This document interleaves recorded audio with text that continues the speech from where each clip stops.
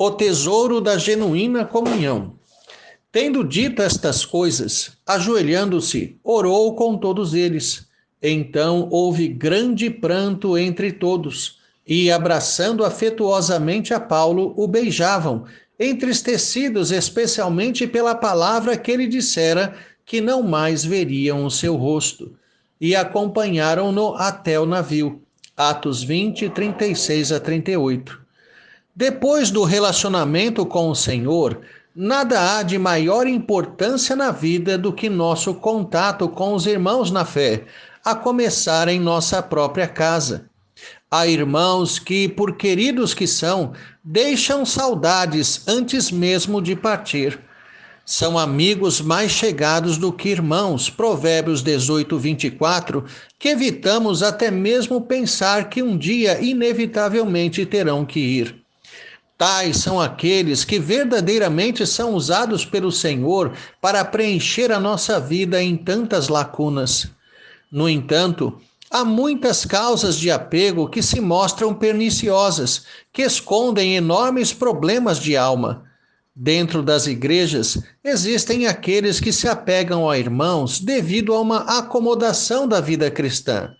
Pelo tempo de igreja, já deveriam, entre aspas, ser mestres, mas continuam engatinhando no conhecimento de Deus. Escoram-se na fé alheia à procura de verdadeiros sacerdotes que os representem diante de Deus. São aqueles que, por alguma causa que bem sabem, evitam chegar muito perto do Senhor. Assim, ao invés de investirem no próprio crescimento espiritual, terceirizam suas causas, buscando, na fé que tem o irmão, a solução. Certamente é sintoma de grave problema espiritual aquele que confia mais na oração alheia, ainda que seja a do pastor, do que na sua própria. Se você é filho de Deus, conhece profundamente ao Senhor e tem a oportunidade de falar diretamente com Ele, por que Ele mandaria recado? Somos família de Deus. O Pai está sempre aberto para nos ouvir, ainda que seja para confessar e suplicar pelo perdão. Será que se confia no poder de convencimento daquele a quem se escolhe como sacerdote? É claro que é certo orarmos uns pelos outros, mas nunca acreditando que será a oração do meu irmão que fará a diferença. Nenhuma oração demove o coração de Deus daquilo que já determinou eternamente. Confiar na oração de outros, mais do que na sua própria, é enorme imprudência.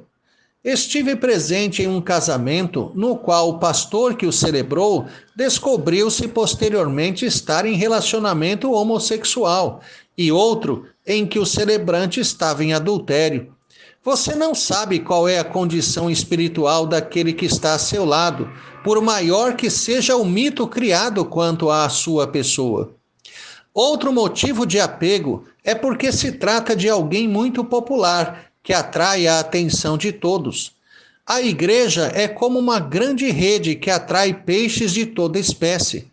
Muitos encontram na igreja um lugar de projeção pessoal e farão de tudo para chegar à liderança pelo simples prazer de estar à frente de pessoas ou simplesmente para ser visto e conhecido por muitos. Popularidade não é sinônimo de espiritualidade. Pode ser que um irmão goste de concentrar todas as coisas em torno de si, assumindo exageradamente muitas funções, monopolizando lideranças.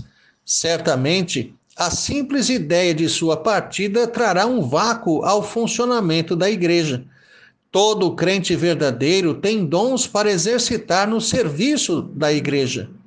É confortável deixar que outros assumam várias funções, mas não demonstra real compromisso com o Senhor. Geralmente, os que poderiam fazer e preferem ficar estacionados tornam-se os maiores críticos daqueles que fazem. Há também os engraçados, que sempre fazem os outros rir, o que também está longe de denotar qualquer intimidade com Deus. Esses confundem a genuína alegria que temos em Deus, que não pode ser roubada nem pelas maiores tristezas, com aquela do palhaço, cujo lema é sempre rir. Sentem a necessidade de levar todos às demoradas risadas para que se sintam bem, produtores de humor da igreja. Alguns vão responder diante de Deus por levar esse método até mesmo aos púlpitos, supostos pregadores conhecidos mais por suas piadas do que pelo conteúdo do que pregam. Nesse caso, talvez seja melhor assim. Devemos aprender que nosso apego às pessoas deve primeiramente mirar o que são, não o que fazem. Aquilo que realizam só será autêntico, realmente, se for produto de uma genuína espiritualidade. Já dizia Salomão, mais vale o bom nome do que as muitas riquezas, e o ser estimado é melhor do que a prata e o ouro. Provérbios 22:1. O nome é o símbolo de alguém, seu distintivo. Ao ouvir o nome da pessoa, vem à nossa mente quem ela é, incluindo aí o efeito de sua memória. Se é alguém digno, será prazeroso trazê-lo à mente, mas se é sujeito atolado em impiedades, sua memória nos trará repulsa. Ter um bom nome para um cristão significa ter sua vida associada às virtudes de Cristo. Isso vale mais do que qualquer riqueza nesta terra. O nosso apego a um irmão e o apego que outros têm por nós têm que ser relativos ao que se é, ou seja, uma vida que espelha Cristo. O texto epigrafado faz parte da ocasião quando Paulo chamou os presbíteros de Éfeso para dizer que não mais veriam seu rosto. Tinha consciência de sua prisão inevitável em Jerusalém. No entanto, ao invés de fazerem uma festa de despedida para ele, convocaram uma reunião de oração. Não há experiência maior de amor fraternal do que a comunhão dos irmãos na face de Deus. Nada há de mais intenso no relacionamento da igreja do que orar juntos. Paulo faria falta primeiramente por ser quem ele era e, consequentemente, pelo que fazia. Não sabemos por quanto tempo estaremos juntos a preciosos irmãos, instrumentos do Senhor para nossa edificação. Usufruamos da bênção do relacionamento com eles, enquanto podemos. Há ocasiões quando perdemos pessoas queridas com as quais sabemos que deveríamos ter atribuído muito mais tempo. São momentos quando nos sentimos culpados e lamentamos a irreversível perda, como que traídos pelo tempo, como se ele praticasse uma ultrapassagem proibida em nossa vida. Como pôde? Teremos que nos contentar apenas com doces memórias, o grito pelo retorno de experiências passadas em um relacionamento que jamais será concretizado nesta vida. Consolamo-nos com a eternidade. Não desprezemos a doce comunhão com irmãos cujo nome nos faz lembrar de Jesus.